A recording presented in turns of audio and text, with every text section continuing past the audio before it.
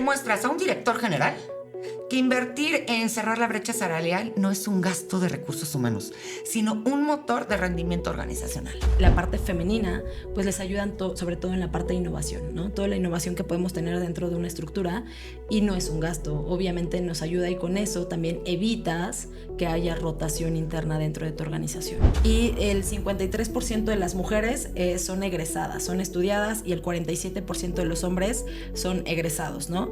¿Cuál es el problema? Es en estas posiciones, en los procesos internos donde quién toma las estrategias, quién forma el liderazgo, quién puede aportar mayores decisiones dentro de una organización, siguen siendo los hombres. La estadística marca que solamente 4 de cada 10 posiciones de alto rango la conforman solamente el 4% de las mujeres. Ciertos puestos de liderazgo no están conformados por mujeres, están conformados y siguen siendo liderados por hombres. ¿Cómo recursos humanos puede dejar de operar desde métricas performativas y convertirse en un motor estratégico para lograr equidad de género sostenible y medible? Si tu área de recursos humanos sigue reportando indicadores de diversidad solo para cumplir con las auditorías, ya vas tarde para este 2026. La equidad de género no se resuelve con discursos bonitos ni con las fotos de Women in Tech solo para el post de LinkedIn. Estamos en el área de los datos, de la rentabilidad, de las estructuras que o se adaptan o se mueren. Para hablar de esto nos acompaña Sharon Rodríguez, experta en estrategias organizacionales y talento, ingeniera en comercio, experta en finanzas y con una maestría en recursos humanos. Pero además de sus 10 años de experiencia, Sharon es alpinista de alta montaña, runner y mamá. Hoy vamos a cuestionar métricas, procesos y decisiones que están frenando a las mujeres, por lo tanto al negocio. Así que conectemos, conversemos y aprendamos juntos, porque Let's Talk ya arrancó. Hola Sharon, ¿cómo estás? Hola, mucho gusto. Muchas gracias por la invitación. Tu introducción muy bonita. Muchas gracias. Gracias a ti por estar aquí. Y para iniciar me gustaría conocer más a Sharon, más allá de tu rol profesional. ¿Quién es Sharon? Pues mira, yo me considero una mujer de alma libre. Soy muy aventurera. Me gusta mucho la parte del contacto con la naturaleza, viajar, conocer otras culturas. Y sobre todo este rol de mamá creo que ha sido una experiencia muy fuerte, pero muy bonita. Que complementa, que te llena. Ajá, justamente. Que llenaba ese espacio que igual no sabías que lo tenías. Exacto, justo. Ese desarrollo que se da nato me ha llenado bastante, me ha gratificado. Qué bien, Sharon. Oye, ¿en qué momento tú te diste cuenta de que la conversación sobre la equidad de género en las empresas estaba incompleta?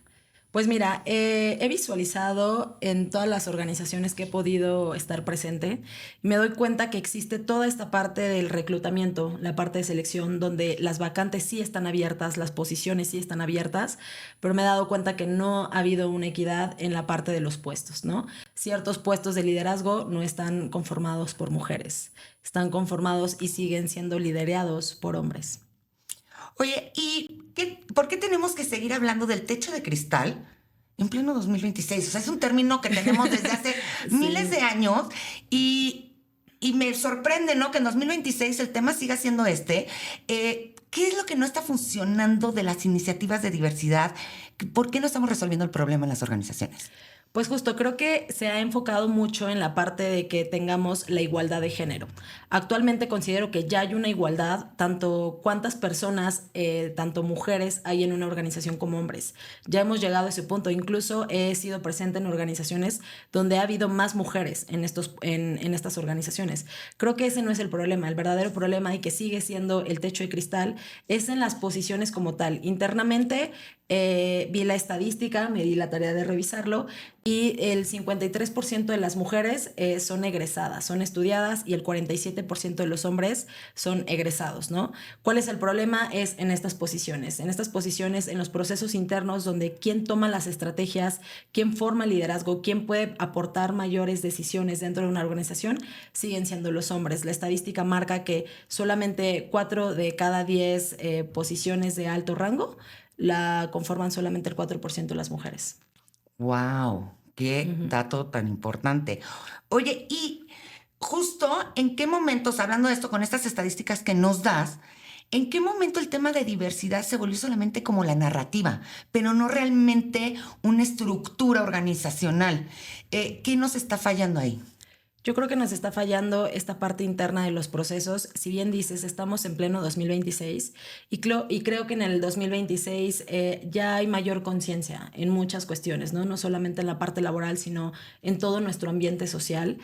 Considero que también ya ha entrado el impacto de la sororidad entre mujeres. Creo que año con año he visto que somos más mujeres que estamos formando parte de este vínculo, pero creo que ha fallado esa parte, ¿no? Que internamente no solamente es decir, ay, pues ya somos tantas. No solamente es el número, es cuántas realmente están tomando estas decisiones que son importantes para las demás. Entonces creo que ahí todavía nos hace falta desarrollar esa parte y ese proceso interno. Sí, porque el tema de diversidad, digo, como comentabas, ¿no? Lleva muchísimos años, pero creo que das en el clavo, se convirtió en un tema de reporteo, pero no realmente de un tema de decisiones, de decir, no es el porcentaje que tengo de mujeres, de hombres o lo que sea, sino realmente quiénes están tomando estas decisiones y qué procesos internos tenemos para promover esta equidad con situaciones de vida que son muy diferentes entre unos y otros sin distinguir. Exacto, totalmente. Creo que sí ha sido un proceso largo, pero creo que sí seguimos todavía trabajando en ello. Un momento, Sharon, porque llegó la hora de lo leí y se me voló la cabeza. Un estudio reciente de McKinsey muestra que aunque más mujeres ingresan al mercado laboral, la mayor fuga ocurre en el paso de las posiciones gerenciales a liderazgo senior. El problema no es la entrada, es la progresión. Y esa progresión depende de acceso a proyectos estratégicos, visibilidad ejecutiva, apoyo real y estructuras salariales transparentes. La equidad no se pierde en el reclutamiento, se pierde en las decisiones diarias.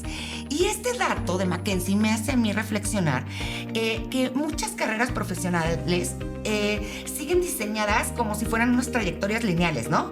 Cuando en realidad, pues las personas somos mucho más complejas, ¿no? No somos de aquí vas acá y de aquí hacia acá, sino tenemos muchísimas más áreas, ¿no? Que cubrir. Y en ese contexto, el techo de cristal muchas veces no aparece como una gran barrera visible, sino como una serie de pequeñas decisiones que aparentemente son neutrales, pero cuando las acumulamos al final del camino, pues son las que formaron o construyeron este techo de cristal. ¿Qué tipo de decisiones cotidianas que tomamos, ¿no? Tanto personalmente como dentro de las organizaciones, van construyendo este techo de cristal? Justamente estas decisiones que se toman, ¿no? Creo que en la parte interna se sigue liderando con base a estrategias, pero no que enfocan mucho a la parte femenina. Todo va enfocado en la parte masculina. Entonces yo creo que eso ha afectado bastante internamente en una organización.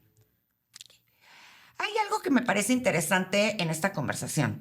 Muchas veces hablamos de equidad como si fuera un tema de talento, pero en el fondo también tiene que ver en cómo se distribuye el poder dentro de las organizaciones. Y recursos humanos lleva años midiendo la diversidad, pero medir no necesariamente cambia el sistema que produce estos resultados. ¿Qué tendría que empezar a cambiar en las decisiones de liderazgo para que la equidad deje de ser un indicador y se convierta realmente en una transformación organizacional? Yo creo que funcionaría mucho tener nuevos procesos y restablecerlos, ¿no? En esta parte, como mencionas, de las promociones, hacer más inquietud y más ímpetu en las promociones hacia las mujeres. Yo creo que el talento todas lo tenemos, pero tenemos que tener mayor visibilidad. Creo que muchas veces no nos voltean a ver como voltean a ver a los hombres. Entonces, creo que el mayor impacto que podemos tener todas las mujeres es ser más visibles y no tener miedo a alzar la voz o poder decir yo también puedo. Entonces ahí se juntan dos cosas. O sea, me encanta el punto, porque uno es un sesgo inconsciente de, por algún motivo, en las organizaciones se voltea a ver más al hombre. Pero también tiene que ver con nosotras, cómo nos damos a conocer, ¿no? De repente, digo, y yo misma lo digo, ¿no? De repente es como, ay, no seas exhibicionista, ¿no? Ajá. En el buen sentido de la palabra. Sí. Y eso hace que igual y no nos vean que existimos, ¿no? Que ahí estamos y que es talento. Justo creo que también es esta parte del miedo, ¿no? Que muchas veces y durante muchos años se ha trabajado esta parte de que tienes que dar el doble de esfuerzo para que te volten a ver y que digan, es que sí puede, ¿no? Aparte de ser mujer o aparte de ser mamá o aparte de ser madre de familia, creo que sí. Entonces, esta idea que tenemos de que siempre tenemos que dar el doble, creo que está mal. O sea, al final nosotras contamos con el mismo talento y no es necesario eso, pero sí creo que tenemos una buena personalidad y un buen carácter para poder decir, yo también puedo llevar ese proyecto, yo también puedo liderarlo y alzar la mano y pues no tener miedo. Justo, yo creo que ahí hay dos temas que ahora sí que no vamos a entrar ahí en temas políticos, sociales, económicos, sí. Pero sí de cierto contexto social que a veces nos hace no levantar la mano, no levantar la voz, no opinar, ¿no? Como otro género podría. Justo, creo que ha sido un tema de estructura durante muchos años, ¿no? La famosa frase de calladita te ves más bonita. Y la realidad es que ya no es así. Una vez que conocemos nuestro potencial, tenemos toda la libertad de poder alzar la voz. Así que es un tema, sí, de estructura organizacional, de filosofía organizacional, pero también de estructura personal. Sí, sobre todo. ¿No? Excelente. Oye, a veces las empresas creen, y sobre todo en este mes, que el techo de cristal se rompe con talleres, con pláticas, ¿no? Cuando en realidad pues, se rompe en el día a día, ¿no? Con quienes toman las decisiones. Exacto. Desde tu experiencia, ¿qué decisiones estructurales pueden cambiar este juego? Yo creo que son dos preguntas muy importantes. Tenemos que hacerlo muy, muy profundo, ¿no? Entonces, no solamente en cursitos, platiquitas de, mira, es que podemos generarlo. No, creo que va más profundo. Hacer la pregunta de quiénes realmente están tomando las decisiones más grandes, eso es hacernos internamente, ¿no? ¿Cuántos son? Y con base a eso hacer la medición, ¿no? ¿Qué personas son a las que les suben el sueldo más rápido, promocionan más rápido?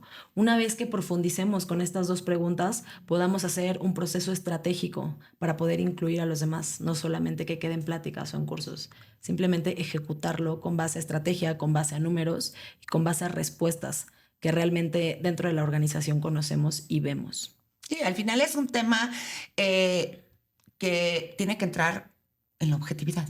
¿No? Tanto el proceso de cómo se selecciona, cómo se hace un incremento, sí. Cómo se hace la promoción, pero con cosas muy objetivas que, a ver, al final somos seres humanos y siempre va a haber subjetividad, lo entiendo perfectamente, sí, pero al final, pues sí, una promoción o un incremento, ahí está el número, ¿no? ¿Cuántas mujeres has incrementado? ¿En qué porcentaje? ¿A los hombres cuánto? ¿Cuánto es el tiempo que tarda una carrera profesional en llegar a un liderazgo senior de hombres y de mujeres, ¿no? Exacto. O sea, al final sí está el dato ahí, más allá de cuántos hombres y cuántas mujeres, sino que hay otro tipo de datos que realmente nos pueden sensibilizar y pues ver la realidad, ¿no? No nada más la percepción. Sí, y que como tal es visual, o sea, si lo profundizas, si lo observas, en efecto es real, ¿no? Yo hice la prospección de las organizaciones en las que he trabajado y justamente me llegó el impacto que dije, sí es cierto, o sea, la mayoría lo lideraban hombres y de todos los jefes que he tenido solamente una era mujer. Y justo la toma de decisiones en las direcciones, en las juntas, siempre hay más hombres. Sí, así es. Oye, y entonces me das entrar a un tema, porque creo que el tema de equidad tiene que entrar en un lenguaje financiero. Okay. La conversación tiene que cambiar de tono y dejar de ser una conversación moral y que se vuelva algo pues más estratégico, ¿no? Más de asignación de recursos. Tú tienes un diplomado en finanzas, ¿no? Sí. Entonces me fascina porque vamos a hablar el lenguaje del CEO. ¿Qué impacta la equidad de género en rentabilidad y crecimiento? Mira, yo creo que las empresas no saben o no lo visualizan, pero yo creo que impacta más de lo que ellos piensan. Yo creo que los equipos diversos son súper importantes, ¿no? Y con los equipos diversos puedes tener mejores decisiones, mayor innovación, mayor estrategia, conocer de mejor manera a un cliente cuando tienes la perspectiva completa, ¿no? Entonces, yo creo que actualmente la parte de la rentabilidad es súper importante con la parte de la equidad. Si no tienes esa equidad, creo que ya no puede ser tan tan deslumbrante como pareciera. O sea, realmente sí lo necesitamos para poder tomar mejores decisiones. Sí, y yo creo que sin entrar en estereotipos, recuerdo yo ahí algún caso que leí alguna vez, ya hace varios años, ¿no? El decir cuando Nike saca por primera vez los tenis para mujer, Ajá. ¿no? Fue porque llegó a la mesa directiva una mujer. Dijo, oigan, pues están padrísimos todos los tenis, pero las mujeres tenemos esta necesidad. Y fue el super boom hace 1000 años, porque no existían tenis, tú que eres corredora, tenis especialmente para mujeres. Entonces creo que este es un caso de negocio que nos deja como muy claro son perspectivas diferentes, ¿no? Y muchas veces tener en la mesa de conversación diferentes personalidades, géneros, intereses, preferencias, pues nos ayudan justo a ver un mercado que igual y no tenemos en el radar, ¿no? Sí, sobre todo es una ventaja competitiva. ¿Quieres ser competente en el mercado? Haz tus equipos aliados, hazlo de ambos sexos, ambas personas. Todos tienen diversas ideas que nos pueden sumar. Entonces, yo creo que las organizaciones que realmente están teniendo esta ventaja competitiva son los que tienen estos equipos diversos. Los que no, pues no están compitiendo en el mercado actualmente. Muy bien. ¿Cómo le demuestras a un director general que invertir en cerrar la brecha salarial no es un gasto de recursos humanos, sino un motor de rendimiento organizacional? No, por supuesto que es un motor. Por empezar, creo que las organizaciones que saben manejar de mejor manera la parte femenina, pues les ayudan sobre todo en la parte de innovación, ¿no? Toda la innovación que podemos tener dentro de una estructura y no es un gasto. Obviamente nos ayuda y con eso también evitas que haya rotación interna dentro de tu organización. Sí, porque lo que decíamos, los números nos dicen, el problema no es reclutamiento y no es selección, que nos hemos enfocado ahí muchísimo tiempo, ¿no? Sí. Digo, yo recuerdo, ¿no? Hace 1000 años, tú todavía no estás en la carrera profesional, pero no, sí veían los anuncios que decía mujeres no presentarse, ¿no? Ajá. O de tal únicamente masculinos, ¿no? Ajá. No, la verdad es que hoy incluso en las plataformas que utilizamos para poder hacer un levantamiento de vacante ya está prohibido, muy prohibido y penado poner sexo únicamente femenino, ¿no? O sexo únicamente masculino. Hoy en día ya está abierto, aunque obviamente en ciertas posiciones todavía se maneja, ¿no? Como quiero que sea hombre o quiero que sea mujer. Sí, y como lo dices, el problema no es la parte del reclutamiento, no es que entre el talento a la organización, es qué se hace adentro, que ya están las mujeres, el factor femenino, cómo es que está sucediendo el crecimiento con ellas. Sí, y ahí hay un mensaje, ¿no? Oigan, felicidades, recursos humanos, muy bien, ya tenemos políticas, procedimientos, incluso candados, para que el reclutamiento y la selección no sea nuestro problema. Pero si lo vemos en el ciclo de talento, ok, ahora ya tenemos segunda misión, el desarrollo, la compensación, el acceso, el no hacer carreras profesionales tan lineales. O sea, exacto. Es que si ya llegaste a coordinador senior, el siguiente paso es gerente, y si en ese momento tu vida personal te exige otra cosa, pues ya cortaste la línea. Ajá. Y no, yo creo que ahí es donde tenemos el reto de decir, los seres humanos somos así, y a veces invertimos tiempo en algún proyecto personal y le vamos a quitar un poco al profesional, pero después se vuelve a voltear, y creo que tenemos que tener como recursos humanos esta flexibilidad de entender que, bueno, pues vida hay una, ¿no? Y que somos seres integrales y que, bueno, pues sí distribuimos también nuestro tiempo con proyectos personales y profesionales. Va de la mano, o sea, creo que va totalmente de la mano la vida personal con la vida profesional. Esta parte de ser tan cuadrados, que era algo que se utilizaba antes, hoy en día ya no se utiliza. O sea, hoy en día creo que las empresas que están abiertas a tener esta perspectiva de tener días de home office, por ejemplo, ¿no? O días donde, ok, quieres hacer tu proyecto, hazlo y regresas con nosotros, ¿no? O sea, tener esta apertura y, como lo dices, esta flexibilidad creo que es de suma importancia, y sobre todo también con las mujeres, ¿no? Esta parte de que puede estar peleado de es que es madre de familia o es que es mamá, no va a poder. No, por supuesto que puede, ¿no? Por supuesto que puede, solamente que las organizaciones se tienen que adaptar a estas nuevas posiciones y estas nuevas ideas para que vaya de la mano, no tiene por qué estar peleada una cosa con la otra. Sí, y ahí entra otro tema también en que la estructura familiar ha cambiado, ¿no? Ajá, totalmente. Entonces, pues incluso las políticas para mamás, pues también deben ser extensivas para papá. Ajá. Porque entonces a veces puede ser que un cacho de la incapacidad la tenga la mujer, otra el hombre, y no se cargue tanto hacia la mujer, ¿no? Creo que también no es nada más ser más flexibles con el género femenino, sino extenderlo y entender que hoy la estructura familiar está cambiando y que las responsabilidades personales, por llamarlas así, dentro del núcleo familiar, pues están mucho más repartidas, ¿no? Sí, creo que eso ha sido de suma importancia y creo que también el desarrollo y el vínculo de los niños creo que también es favorable.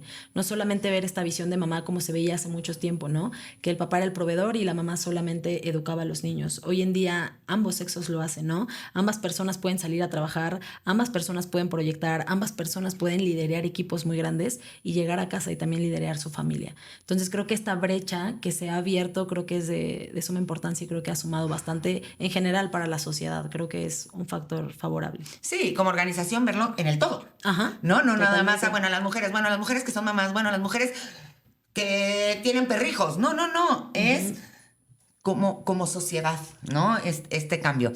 Oye, y ya hablando aquí del camino y pues más personal, es como mamá y como líder. ¿Crees que es posible llegar a la cima profesional sin sacrificar nuestros deseos personales?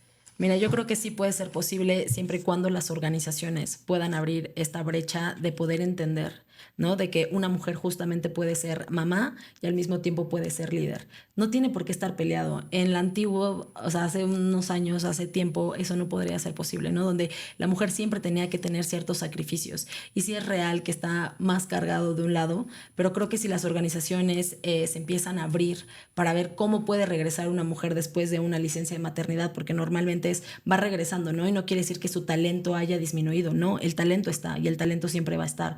Solamente es generar ciertos procesos o internamente como recursos humanos, cómo poder apoyar a esta mujer a reintegrarse nuevamente después de una licencia de maternidad, ¿no? Entonces creo que sí se puede lograr siempre y cuando trabajemos en conjunto y sobre todo tengamos esta empatía. Sí, y no verlo como un caso especial, un caso excepcional, ¿no? Decir, Sí, bueno, no. ¿qué vamos a hacer con Estrella que se va de maternidad y cuando regrese? No, sino que es parte de nuestro día a día. Sí, sí, sí. Es parte de la ruta del talento dentro de las organizaciones, ¿no? Y creo que es integrarlo porque antes lo veíamos, como bien dices, ¿no? Una cosa o la otra y listo. Hoy que ya está totalmente integrado, también no nada más estrategia, sino el proceso, el día a día, el cómo se vive, pues tiene que tener integrado esto, ¿no? Es decir, pues no es Estrella, es pues, cualquiera, hombre, mujer, lo que quiera, que tiene esta situación. Este es nuestro proceso para reintegrarlo, ¿no? En la organización. Sí, totalmente. Y lo que decimos, no tiene por qué estar peleado, ¿no? Es una mujer que en su momento está decidiendo también tener otro crecimiento personal, ¿no? Si así lo queremos llamar, si así lo eligen, hay crecimientos de todo tipo, ¿no? No necesariamente tienen que ser mamás, pero si están decidiendo hacer esto, creo que como organización podemos trabajar en conjunto. Oye, y tú lo decías al inicio cuando te presentabas y lo retomo. Al final desarrollamos una cantidad de habilidades. Yo hoy lo veo y digo, tengo también un hijo, estoy en el reto ese. Digo, ¿qué cantidad de competencias Sí. he desarrollado en este rol, eh? En verdad que si tú quieres hablar de administración de dinero, tiempo, inteligencia emocional, toma de decisiones, solución de problemas, yo he desarrollado más la competencia ahí que en todos los años previos, Sí. ¿no? Que tuve enfocada en mi carrera profesional. Entonces creo que también cuando lo empezamos a integrar así, ¿no? Que somos seres humanos, nuevamente, integrales. Sí. Podemos decir, oye, pues se va a ir a desarrollar las competencias desde otro lugar.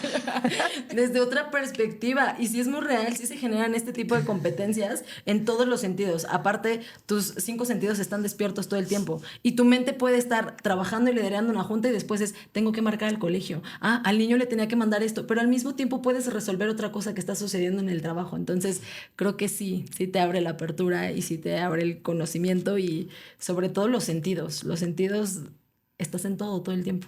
Oye, Sharon, ya se me ocurrió una idea. Vamos a hacer un proyecto de cuando alguien se va a la maternidad o a la paternidad, cómo crecen sus competencias. Poder hacer un análisis. Ay, podría ser un análisis súper bueno, Pues, sí. ahí Sí me gustaría. Sin talleres, ¿eh? Ahí es, aprendes ese porque momento, aprendes. justo. Muy bien. Oye, y ya para ir cerrando, Sharon, esta conversación que en verdad te agradezco tu tiempo y el haber aceptado esta invitación, me gustaría que nos dijeras qué mensaje le darías a las mujeres que hoy sienten que el techo de cristal sigue intacto. Yo les diría que ellas crean en sí mismas, que trabajen mucho en su persona, que se sigan desarrollando, que se sigan desenvolviendo, que sigan generando conocimiento, pero sobre todo que alcen la voz, que alcen la voz y que digan yo sí puedo, y que en algún momento se va a abrir este trecho, y que sobre todo hagan esta parte de equipo y de sororidad con otras mujeres. Hay muchas mujeres que hoy en día están ocupando estos altos mandos, que seguimos siendo pocas, pero con ellas hacer este vínculo, este trabajo en equipo para que todas podamos llegar y romper ese techo. Sí, es un trabajo en equipo. Sharon, gracias por ayudarnos a entender que romper el techo de cristal no es un discurso, es una estrategia de negocio. Gracias por recordarnos que la equidad no es un acto simbólico, es una decisión estructural. Y antes de cerrar, compártenos dónde podemos seguir tu trabajo y continuar esta conversación. Pues mira, me pueden encontrar en LinkedIn como Sharon Rodríguez. Ahí podemos seguir esta conversación, podemos vernos, irnos a tomar un café, lo que tú quieras, subir una montaña, irnos a correr, lo que tú quieras, nos podemos ver ahí. Muchísimas gracias y querida audiencia, gracias por escucharnos. Nos vemos en el próximo episodio de Let's Talk. Recuerden que pueden escucharnos en Spotify, Apple Music, Amazon Music. Síganos en YouTube y TikTok, porque ya saben, la conversación nunca termina, solo hace una pausa.